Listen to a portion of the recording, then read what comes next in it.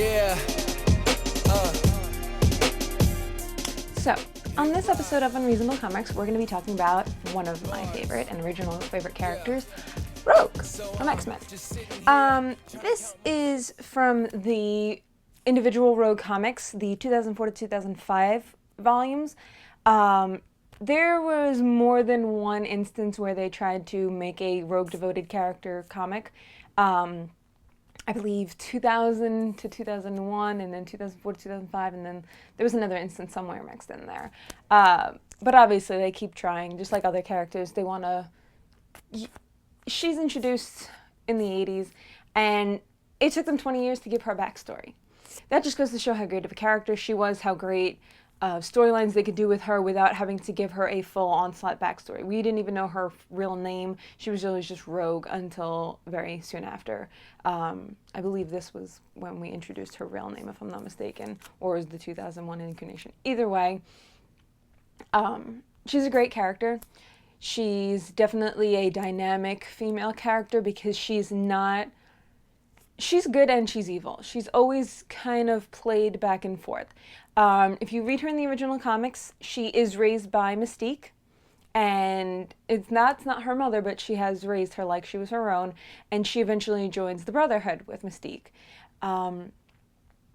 That was a good kind of intro because they introduced her as a villain, and then later on she does become more of a hero type, but she never becomes an ultimate good. She's never just always the perfect person or anything like that, so that makes her a very dynamic kind of character for the sake that she is never, she's a Jean Grey where she's always prim and proper and happy and good unless she's possessed by some evil spirit. And it's like, no, she's good in her own sense and then bad in her other ways.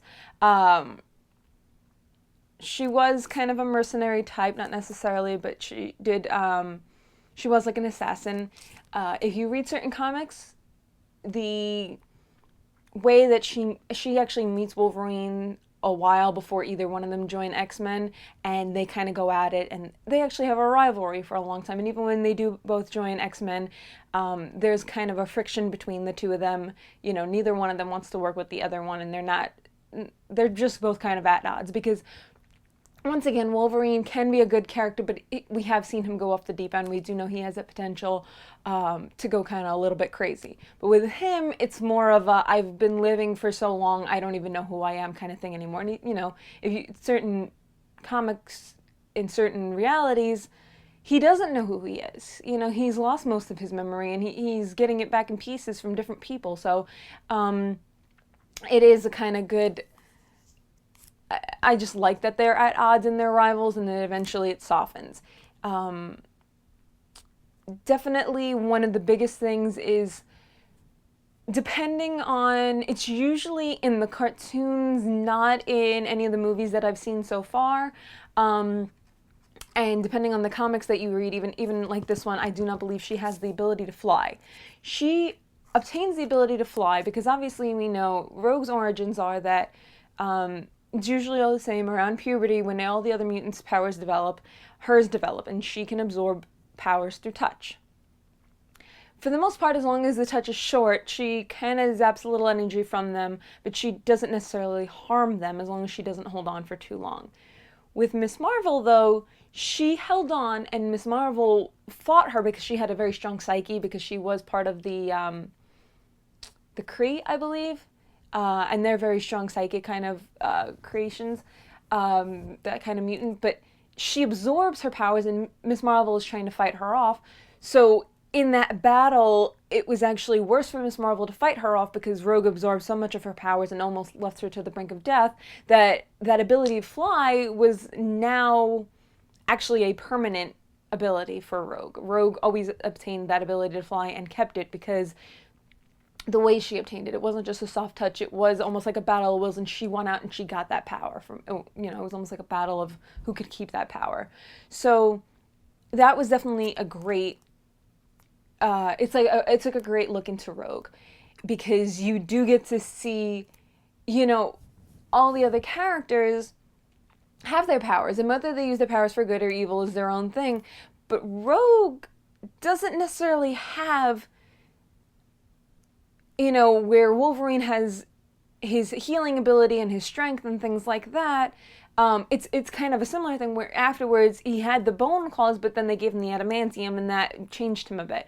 Rogue is kind of the same way, where she had a little bit of a superhuman strength. She has her ability to basically zap people and knock them out if she needs to, but for the most part, she does not have her own individual good fighting thing. She has to steal other people's abilities to become a better asset. You know, she can steal Wolverine's healing ability, so that way she can heal from a wound. She can steal Jean Grey's ability and, you know, be able to fly things around and do all that kind of fun stuff. So she can in some ways be considered a weak character because her ability is not her own. Her abilities are not her own. Her only ability is to be a thief in a way. So you can see why she would be a villain, because in a world where everybody's being persecuted for being a mutant, she's got almost no ways to protect each other except to hurt people. You know, she has to hurt people to protect herself. And that is a very hard thing to deal with because, you know, she doesn't want to be bad, but it's almost like they force her to be. And that it's like backing her into a corner. And that's a really great idea and a mindset to be in. Eventually she does... when she steals Miss Marvel's powers and almost kills her, she feels guilty for that, obviously, and then she joins the X-Men to kind of redeem herself, and this is where she interacts with Wolverine, and it's good. I like it better than other incarnations, and we'll see when we get into that transfer of media, but I like that she isn't this, you know, Professor X raised person that's so happy and go lucky and was treated kindly and everything. You know, she's a runaway. She's taken in by Mystique. She's, you know, showed a way to be a villain. She wasn't raised by, you know, Professor X or happy-go-lucky parents or anything like that. Obviously, she's had a hard life of it as it is, you know, and you see what she's developed into, and she's been raised, obviously, by somebody like Mystique, and then she goes and turns around and still goes to Professor X. You know, she still has that potential for good in her. So it really shows that quality, that character development of, you know, it's almost like nature versus nurture. You don't have to be evil just because somebody raised you to be that way. You have a power that can be used for bad, but instead she tries to use it for good now. You know, she tries to be a better person in that semblance. So that's definitely a great Rogue insight, is that she's always tried to be better. Now, if you read these comics, these were it's a little bit different. She's obviously already got her relationship with Gambit. You know, Remy and her are a couple. That has been I believe, the longest running relationship for Rogue. There are instances of her dating Magneto and a couple other people, and that's just weird. But this is like everybody's go-to. You always know Rogue and Gambit, those are the couple together. I liked it again because Remy does have a similar, you know, personality to Rogue. It's kind of like a bad guy turned good, but still always that sly little devil underneath. You know, they are willing to be the little bad guy if they need to be. So that was definitely a good correlation between them. In this comic, we do get more of a background story on Rogue. It delves in this instance, Remy Gambit does not have his sight. He's lost his sight, so he's lost pretty much his entire ability. There is one scene, especially in this comic, where he goes off in search of her because, you know, he misses her. He loves her. That's his girl. And he tries to get into a fight with some guy he thinks that she's hooking up with. And she's like, you can't see, you can't fight. And he's like, I don't need to fight, while he's like, I'll just keep swinging until I make contact. So Remy is one of those people who's not just going to let the light, you know, he lost his ability. He's not going to let it put him down. He's still going to fight for her because that's who he cares about. I do like that they did this instance. There's the other story thread where Rogue loses her ability. All of her abilities, the flying, anything that she got from Miss Marvel, you know, the psychic ability, it's not psychic, but it's her psyche, which is where she took her basically, Miss Marvel's, not only her characteristics, but her actually personality and her thoughts and everything like that. So it's almost like a Jean Grey Dark Phoenix kind of thing, where there's this alternate personality inside, like a multiple personality type thing, where there's another person basically inside her head who takes over. So when she loses all of those powers, she's able to touch. She's able to be with Gambit, and that's, I think, because for the longest time we didn't have an interaction really. Their love story is so great because there's no physical contact. They have to find ways around it. She has to love him, and he's probably one of the greatest men in the world because he has learned to love a woman who he physically cannot touch. He can't kiss her. He can hold her, but there's nothing but clothing in between them. They can't be intimate. It's almost like having an asexual relationship where you're dating somebody but there's no actual sexual and physical contact. And I think that's probably one of the only comic book relationships to have that. It's sad that they did it, and the only reason they have that kind of relationship is because she can't be touched or touch people without hurting them. You would like for them to have an asexual couple. That's not because of somebody's ability getting in between them. But even still, it's nice that they have that representation of that kind of couple, that you can see that love can be just two people. It doesn't have to be a physical kind of thing. So that was really sweet, and it's nice to see that. Obviously Rogue is forced to live this life, but Gambit doesn't have to, and Gambit does he wants to live that life with her. And obviously if you read it in the beginning, when they first meet, he's constantly trying to sway her, and she's just not having any of it. She doesn't want it, because she knows she doesn't want to get too attached to people because she can't have any contact with them, so it hurts her. But, Remy wears her down because he loves her, and it's the greatest thing ever. So definitely this incarnation of Rogue is good. I did like, again, that it's a solo character. It's her storyline. It's not anybody else's. It's not, sometimes when we get it's 80 characters intermingled with one comic book and you have to read 18 other, it's not like where you're going in with like a Justice League and you have to read Batman and Catwoman and Nightwing and all these ones, and just to get, the general idea of what's going on in the storyline. It is a pretty much all-encompassed closed sandbox where it is Rogue storyline, what's happening with her, and you don't really need an outside info. So when it comes down to it, I do prefer the 80s and 90s comics versus the later era, just because Rogue didn't get a backstory for 20 years, and that says a lot about a character. It says that people cared enough about her that they didn't need to know where she came from. She was a strong enough character on her own. This definitely does give a little bit of backstory, but it is very based on just Rogue in and of herself. So I would definitely say if you wanted to get into Rogue, this is a great place to start. This is considered volume 3 of Rogue. Rogue has had 3 individual volumes devoted to her. There's volume 1 and volume 2, and those are both only 4 comics worth, and they're considered mini-series. This was about 12 comics, I believe, for this volume 3 series. They are all also kind of oriented around whatever was popular at the time. The first volume is from 94, 95, and that was based on the 90s cartoon, so you get the brown jacket, yellow uniform kind of Rogue in that one. And then the volume 2 came out around 2001, and that one is catered around the X-Men Evolution. So she's got that shorter hair. It's more the dark red and the brownish color with the white streaks, and that green and black outfit versus obviously what we know further back from her.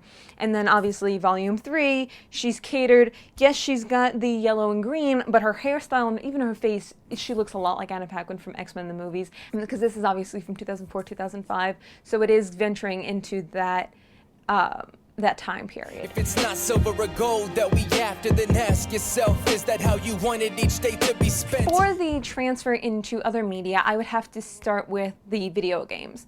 Now, Rogue is not the biggest character because obviously she's part of the X-Men, so to get her, you basically have to get an X-Men game. She does make an appearance in the Deadpool video game for a few short, you get to play her for a little bit in there. But for the most part, you're going to do a Marvel versus Capcom, a Marvel versus Street Fighter, Ultimate X-Men, those kinds of video games where if you're going to get a Wolverine in a Storm, you're more than likely going to get a Rogue. As not necessarily if I wasn't a Rogue fan and just a video game fan, I would probably not want to play Rogue, depending on what abilities they're giving her. Because depending on what generation you get from her, she's very limited. Yes, she can steal powers from certain people, but the whole thing is, if you're doing a Marvel versus Capcom and you're doing one-on-one, like even like a Street Fighter, it's just a one-on-one. So it's not like you're in a group of people where you can steal multiple powers and attack them with everything. You can only maybe steal whoever you're fighting against, and if you're using a rogue that already has a flying ability and the super strength, if the other person is flying in super strength, you're basically canceling each other out. It's not worth it to play it. Whereas if you do like a Wolverine or a Storm or somebody like that, you have a better options. So while I am very loyal to Rogue as a character, I feel like she is much better read than played. You know, the comics, they enthrall you because of her struggles and her dynamics and things like that, whereas her abilities, you know, her ability is the reasoning behind her struggles, but it is not all that she is. So that is definitely like the downside. The only thing I could see is if they did a rogue-dominated video game where, almost like Dante's Inferno or Infamous, you can choose the path of good or you can choose the path of bad. You can do good missions and help out the X-Men and save people and never kill, never hurt anybody, or you can maybe join the Brotherhood and, you know, you can do a kind of Miss Marvel thing where you're going to absorb powers from somebody and leave them near death or even kill them, and you follow that path of evil and you become like a supervillain. And that would definitely be a great game to kind of see, because you could, each mission's going to affect you obviously in different ways, and you get to see the struggles that she deals with. I want points for that if it happens. So for the transfer into movies, we first get to see her in the X-Men movie. That was the biggest what the fuck moment, I think, of all of our lives, when we had little mousy, shy Anna Paquin playing this strong Southern Belle dominant character. It was very frustrating. They cut out 90% of Rogue's backstory. We don't even get her backstory for 20 years, but we can tell that this girl's been through the ringer. And even if you didn't necessarily get backstory, there's still a story to Rogue, and they squashed it. The only things that they kept were the fact that, like most mutants, Rogue's ability developed as a teenager during puberty. She hurts somebody and she runs away.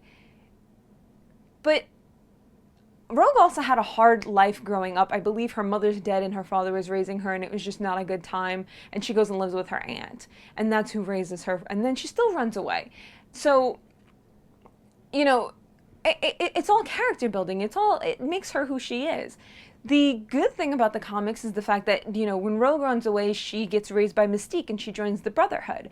And that's where she develops her bad side, and that's when she interacts with Wolverine. And, you know, they come to blows when they first meet their enemies. Whereas in the movie, she runs away, and within the first 5 seconds of running away, she meets Wolverine, and suddenly they're good together. And they're, you know, they join the X-Men, both with clean slates. And it seemed like neither one of them had a history. And that really bothered me, because you wiped away 90% of what makes them who they are.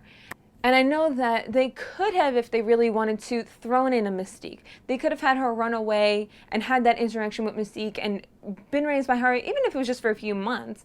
And then, you know, obviously go off and she interacts with Wolverine. And then later on, when Magneto and Mystique come to capture her, it's almost like a sense of betrayal. It's kind of wrapping it all up into the same universe. It would have been great to tie it all together, but it seemed like they didn't want to have almost anything to do with the original storyline, and that really greatly bothered me. So I would have to say, for transfers, that was the worst of them. Definitely the movies was the worst representation of Rogue you will ever get. So with the TV shows, we got much better representation. We got X-Men, the 90s cartoon, we have X-Men Evolution, we have Wolverine in the X-Men, and there was even the stop-motion comic as well for X-Men. I believe there was another show as well, can't remember offhand, but for the most part, they've been pretty good. I have to say that the 90s X-Men and the Wolverine and the X-Men are two of the better representations.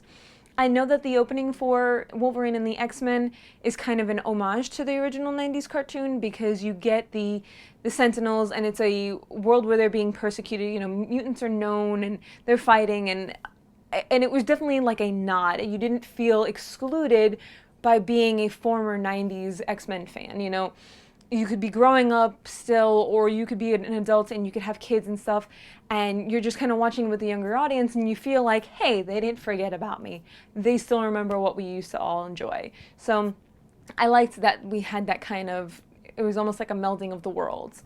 The other big difference was definitely Whereas the 90s had Jubilee, such a horrible character.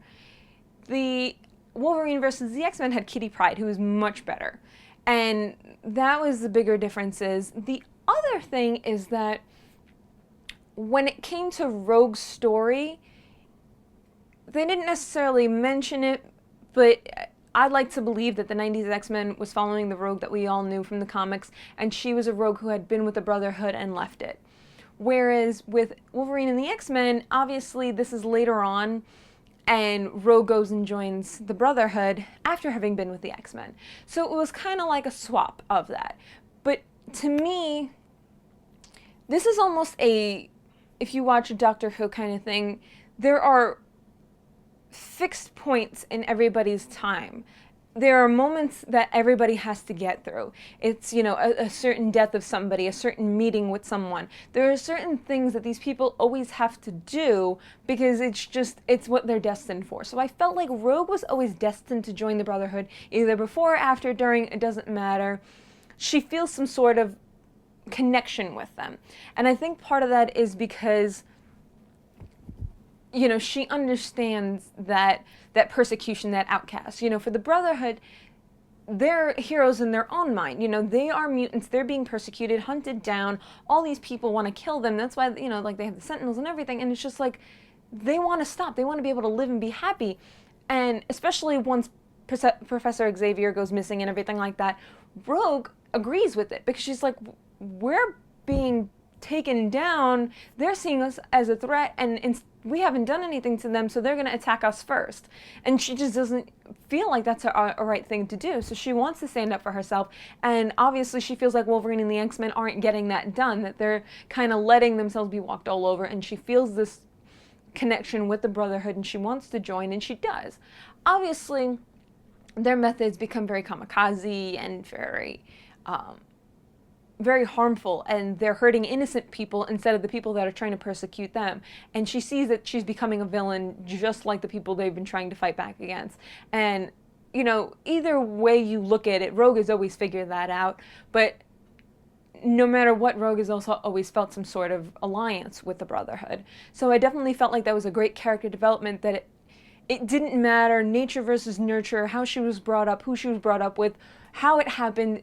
You know, this is always a character development that she's going to have. It's not something that it's going to change, you know, depending on who she's around. So I liked that we had that kind of stable part of Rogue, that she's kind of like a rebel at heart in a way.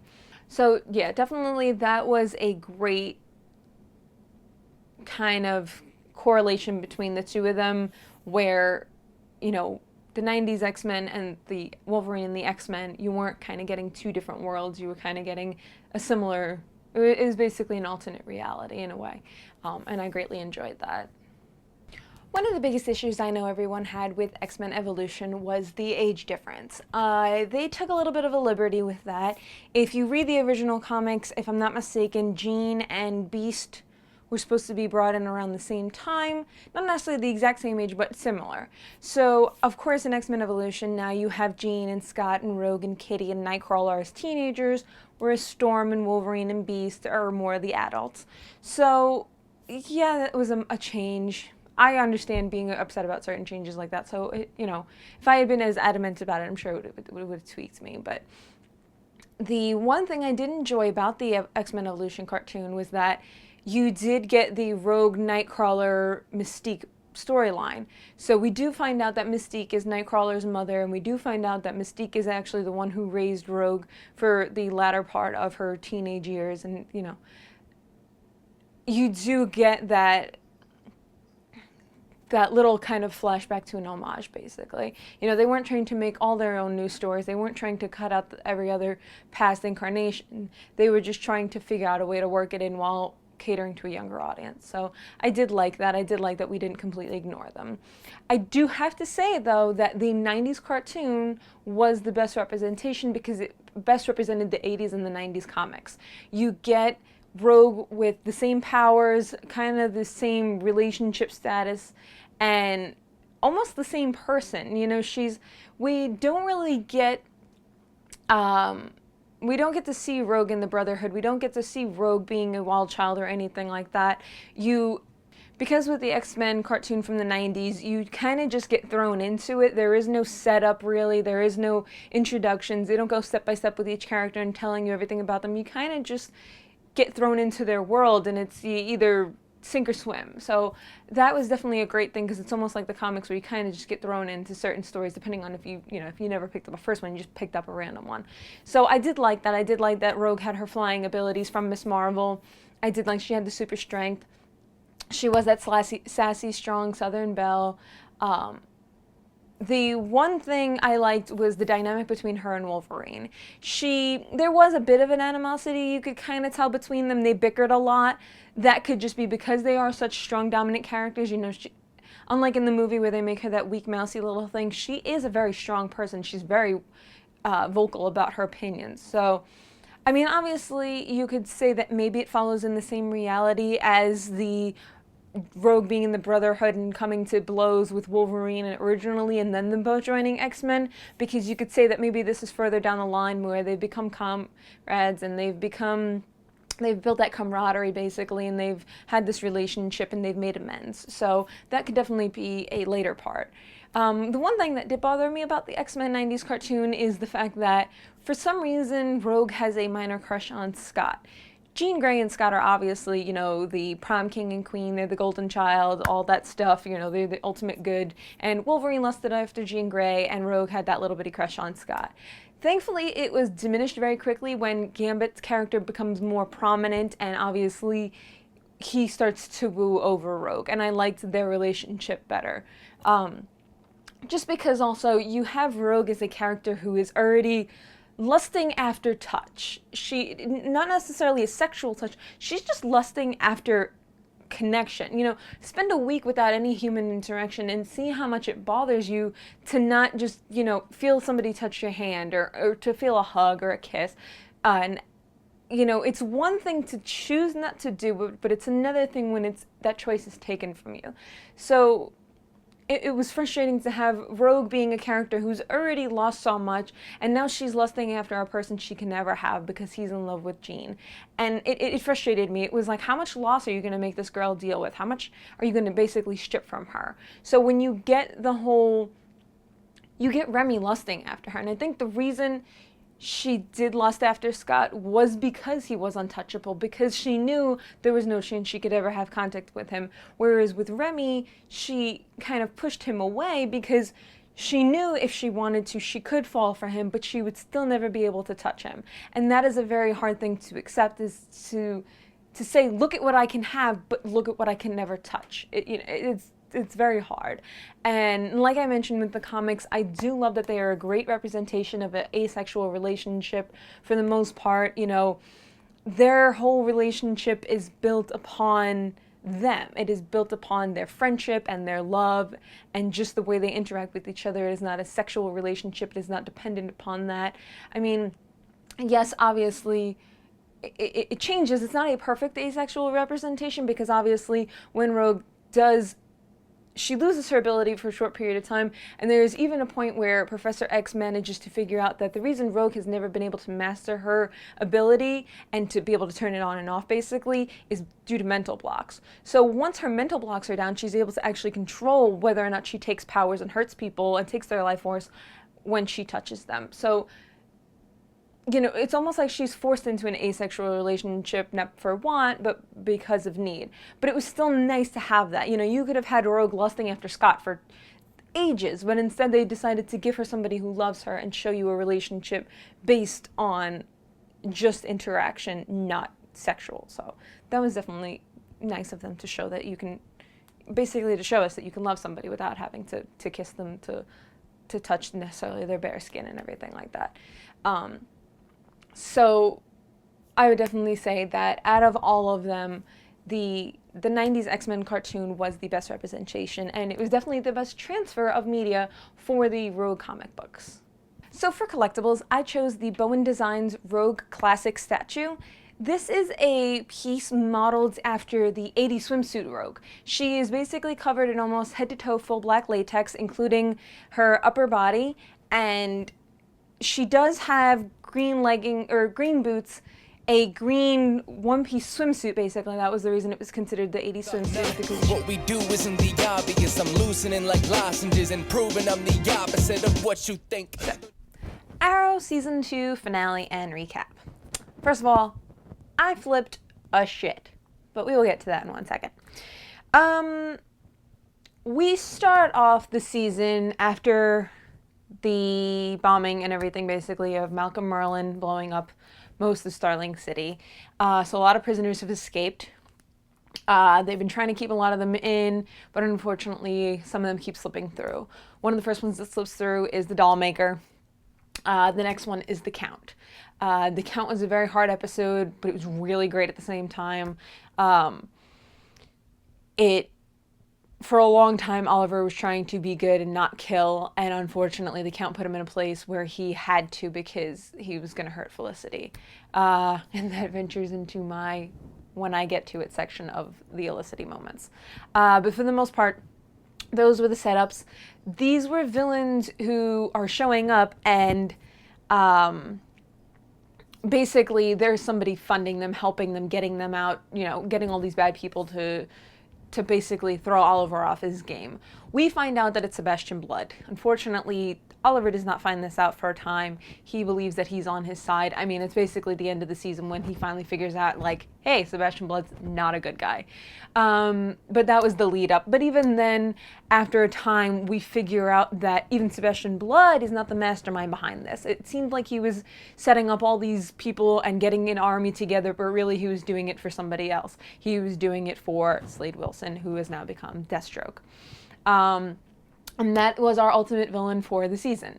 We also get Black Canary. Sarah Lance comes back. I was not happy about that, only because they changed the actress. The original actress that they had season 1 for Sarah Lance looked a lot like Laurel, and I liked her a lot. And then they changed her, and I guess they thought we wouldn't notice or didn't care. Whatever. I hate when they do that kind of stuff, though. And I just did not enjoy her as much. I don't know what it was exactly, but there was just something about her I didn't like. Also, with Sarah Lance coming back, we get the League of Assassins. I liked this a lot. The only thing was they used Nyssa instead of Talia. They probably did this because Talia is more closely linked with Batman storylines and things like that. So you can't really get into Talia without getting into Bruce, and that's all part of, the Man of Steel movie and the Batman, Superman, all of that kind of storyline. So they're not really trying to separate the TV show from the movie's sandbox kind of thing. But definitely it was a great intro because it's going to give us more villains, more characters, more dynamics for us to venture into. I honestly kind of wish they would have done a League of Assassins spinoff or a Suicide Squad, because we also get a Suicide Squad episode. We introduced to that. And that was great. They do a little hint to Harley, but they didn't acknowledge really, they didn't call her Harley Quinn. They didn't show her face. You just hear that little quirky voice going, "Does anybody need a doctor?" And, that was a great nod to that, but unfortunately she is still wrapped up in the Batman franchise, and unfortunately that franchise is owned by a different company, and they really don't want to mesh them together, which drives me crazy when stuff is split up like that, because I wish they could do a Suicide Squad TV show, just because then they probably could get the rights to it and then be able to do it, and there's just such great dynamics between all of them. When Harley is not connected to Joker, you get really in depth with her, so that would have been great. We do meet Barry Allen, though, who is going to become the Flash. And that was a great thing, too, because it was a slight intro, and it gets, the Arrow fans hooked. It gets the people who are already invested in this kind of show hooked. Plus, he threw in a little dynamic between him and Felicity and Oliver. Thankfully, we didn't have to deal with a love triangle or any of that bull. But for the most part, it did kind of shake things up and gets Oliver thinking more about Felicity. The last part of because we've introduced a lot of characters this year, a lot of new developments in characters and their personalities. Roy Harper, who, if you read the comic books, he is Speedy. He is Red Arrow. But in this, they called Thea Speedy, which bothered me in season 1. And thankfully, this season, he did call him Speedy at one point, and Roy's like, "Don't ever call me Speedy again." But he does give him the mask, and he's got his own arrow in the final episode, and he is basically Red Arrow in that. And they're going to call him Venom next year for season 3, which I guess is fine. They're not really calling anybody by most of the names in the comic books. Even Count Vertigo was turned into the Count, things like that, just swapping things around. That's fine, whatever. But it was a good introduction to have him. Now, for the finale, well, the episode was called Unthinkable. In a previous episode, Sarah tells Oliver that he's going to have to do the unthinkable to beat Slade. Even Oliver admits he's going to have to do something unthinkable to defeat Slade, because it is the only way to truly throw him off his game.